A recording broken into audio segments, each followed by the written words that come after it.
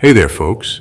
If you want to keep up with everything that's going on, make sure to follow S News for this story and all the ones coming up. And, support us by subscribing, liking, and dropping a comment. It really helps us out. Wild developments in Yemen, Iran, Syria, and Gaza. I mean, a lot of wild things are happening lately, especially in Iran, Yemen, Syria, and of course Gaza. But I want to start with Yemen because, well, something crazy just came out in the Washington Post. So the port of Eilat is basically dead, completely shut down. No ships coming in, no ships going out. And it's all because of Yemen's strikes targeting the port, the strait, and the shipping routes leading to it. The Yemenis had one clear goal: shut that port down. And guess what? They did it. You could say they won this round and forced their will on the enemy. Even the Israelis can't deny that. They know it. Which is why they're scrambling to figure out how to stop what Yemen has done. And here's the strange part. Again, this is all reported in the Washington Post. Israel can't really strike the port again. They've been hitting it non-stop already, but it's done nothing. Every military operation they've launched has failed. So now they've come up with this insane idea. Hey, let's offer ships money to come here. Can you believe that? They're literally offering deals to ships. We'll give you $500,000 just to dock at Eilat. Yes, you'll have to face missiles and danger, but we'll pay your insurance. We'll give you bonuses. Need cash for your crew? We'll throw money at you. Just come, please. Make it look like something is happening here so it doesn't seem like Yemen shut us down completely. That's how desperate they are. Who's going to risk their lives for money they might not even get? People are dying, ships are sinking, and no one is coming to help. Not America, not Europe, not Israel, nobody. This shows how powerless Israel is in the face of what Yemen is doing in the al-Mandeb Strait. Yemenis are building their own weapons and diversifying their resources, which makes them a serious obstacle and a key player in the region. Any reckless move now has to take them into account. That brings us to the bigger picture, the moves being made against Iran. There's a clear push to restart the war or renew Israel's attacks on Iran, specifically on Isfahan and the mountain facility there, Mount Fakus, which Israel failed to hit the first time. Trump seems to be hinting, look, I may not be able to reach deep into those mountains, but I can hit the entrances. Every time they open a new entrance, I'll strike it. So now it's a war on entrances, like cave door warfare. It's ridiculous. It won't stop Iran's nuclear program. If anything, it will motivate them to push harder. We need to prepare for a new round of fighting with Iran. The last operation isn't over. We didn't meet our goals. They want to hit those goals and they're ready for another fight. Meanwhile, Trump is saying, I won't beg the Iranians to come to the negotiating table and surrender to a deal that stops them from enriching uranium on their own land. If they want to talk, fine. If not, I'll hit them again.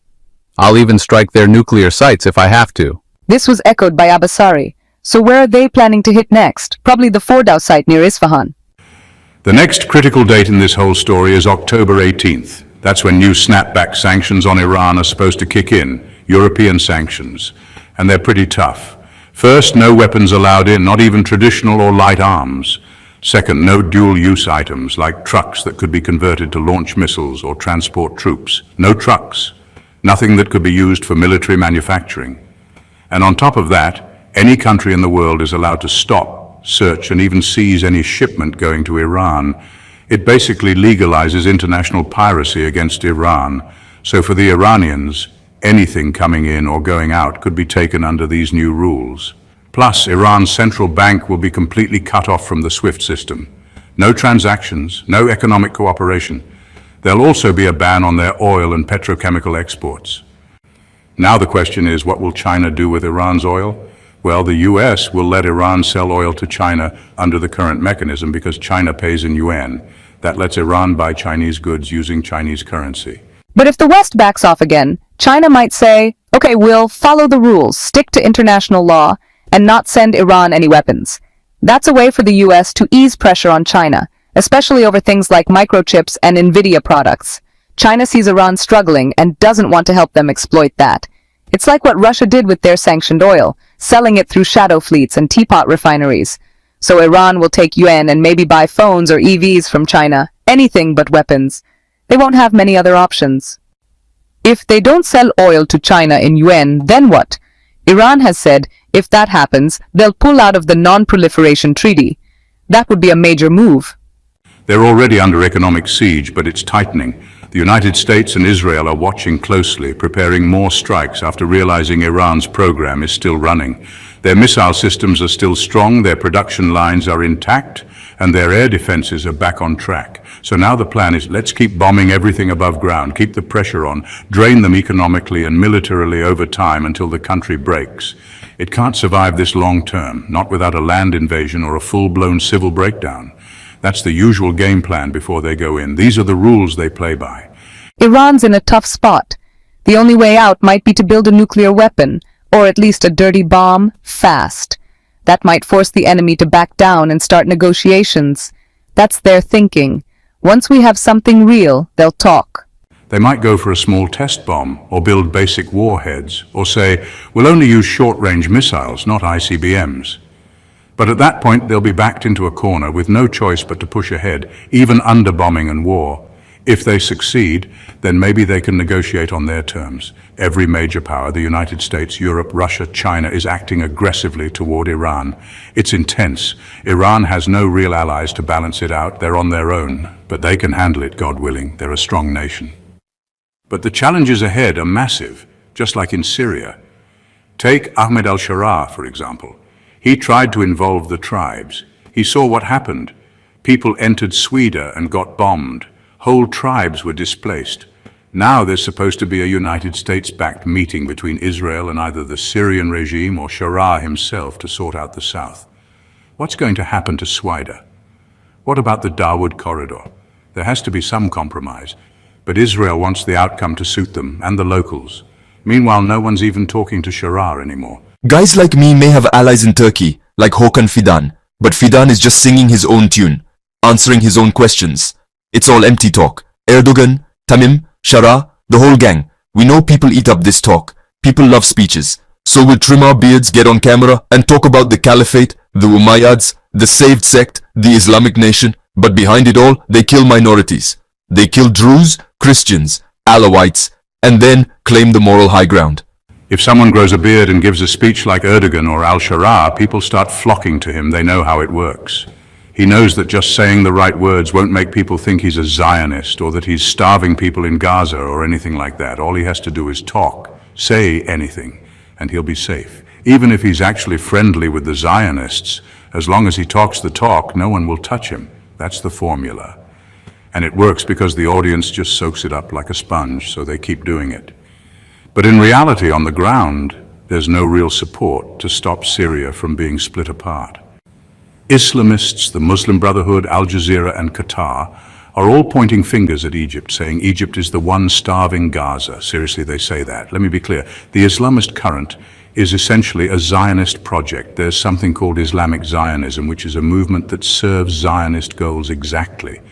They destroy the foundations of states and turn people against each other using sectarian slogans. They say, kill the Shia, destroy them. We'll ally with Israel against the Shia. The Shia are the real threat to Islam. The Jews, no, they're our cousins. We can work with them. We'll ally with the Americans. We'll go into Syria, kill the Druze and Alawites, and topple stable countries like Egypt.